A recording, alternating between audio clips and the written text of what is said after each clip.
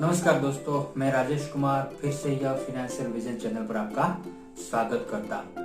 तो इन्वेस्टमेंट का पहला स्टेप और दूसरा स्टेप हेल्थ इंश्योरेंस और लाइफ इंश्योरेंस में आप छोटा सा प्रीमियम भर के अपना जो जीवन का रिस्क रहता है, इन्वेस्टमेंट का जो भी कुछ रिस्क है, जो कुछ भी जोखिम है, वो आप बीमा कंपनियों पर डाल सकते हो।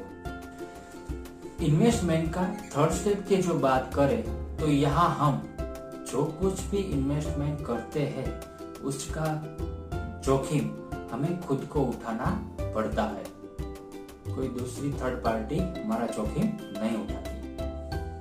थर्ड स्टेप में आप कहीं भी इन्वेस्टमेंट कीजिए, उसमें आपको खुद को ही जोखिम उठाना पड़ता है। तीसरे चरण का जो कुछ भी इन्वेस्टमेंट है उसके माध्यमों के लिए बात करूं तो इसमें म्यूचुअल फंड आता है, गोल्ड आता है, प्रॉपर्टी आती है, शेयर बाजार आता है, ETF आता है, सोवरिन गोल्ड बॉन्ड आता है।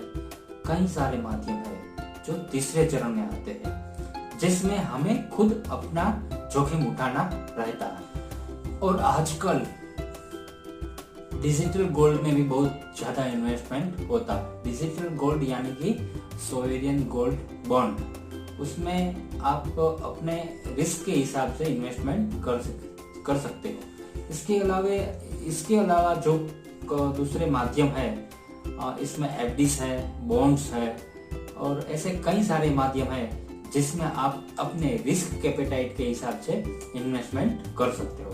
तो मेरा सबसे जो कोई पसंदीदा माध्यम है तो वो है म्यूचुअल फंड। मुझे म्यूचुअल फंड का इन्वेस्टमेंट बहुत अच्छा लगता है। म्यूचुअल फंड का डिटेल वीडियो में आपको अलग से, बहुत लंबा बनेगा, वो आपको मैं अलग से बना के दूंगा।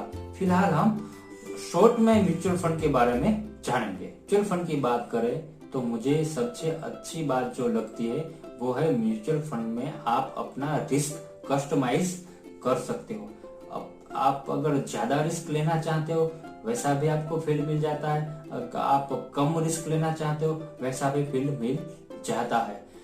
फॉर एग्जाम्पल कई सारे ऑब्जेक्ट्स हैं म्यूचुअल फंड में, जैसे कि equity scheme, debt scheme, money market scheme, liquid scheme, balance scheme, ऐसे कई सारे ऑब्जेक्ट्स है म्यूचुअल फंड में। इनमें आप अपना रिस्क ज्यादा या कम करके इन्वेस्टमेंट कर सकते हो।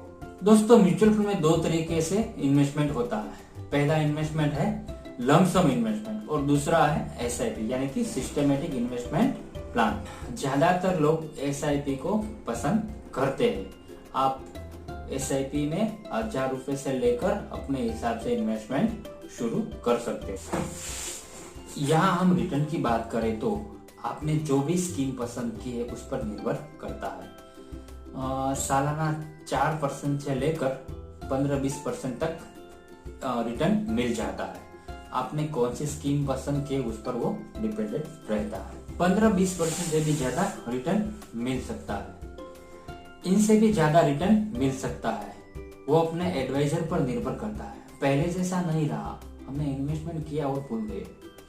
अभी 2 या 3 साल में हमें जो कुछ भी इन्वेस्टमेंट किया है उसका रिव्यू करना पड़ता है, छोटे बहुत चेंजेस करने पड़ते हैं, तब जाके रिटर्न ज्यादा बनता है। पहले क्या था कि अगर इन्वेस्टमेंट कर दिया और भूल गए। अभी क्या होता है कि आप अगर इन्वेस्टमेंट करते हो तो कई सारी कंपनियां गुम हो जाती है, पता ही नहीं चलता कि ये कहाँ कंपनी गई। तीसरे चरण का इन्वेस्टमेंट है, उसमें मैंने म्यूचुअल फंड को चुना है। अगर आपके दिमाग में कोई अच्छा माध्यम है तो मुझे कमेंट बॉक्स में जरूर बताइए। अगर आपको कोई क्वेश्चन है तो भी मुझे कमेंट्स बॉक्स में जरूर बताइए।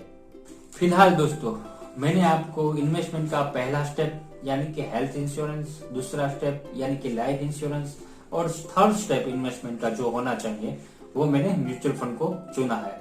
वो सब मेरे पॉइंट ऑफ व्यू है। अगर आपका कोई अलग पॉइंट ऑफ व्यू है तो आप मुझे जरूर बताइए। तो दोस्तों, आने वाली वीडियो में हम फोर्थ स्टेप के बारे में बात करेंगे। पहला स्टेप, दूसरा स्टेप, तीसरा स्टेप के बारे में हमने जान लिया। आने वाली वीडियो में आपको हमारे जीवन का फोर्थ स्टेप इन्वेस्टमेंट का क्या होना चाहिए, यह मैं आपको यह फाइनेंशियल विजन चैनल पर जरूर बताऊंगा। तब तक के लिए मिलते हैं। जय हिंद, जय भारत।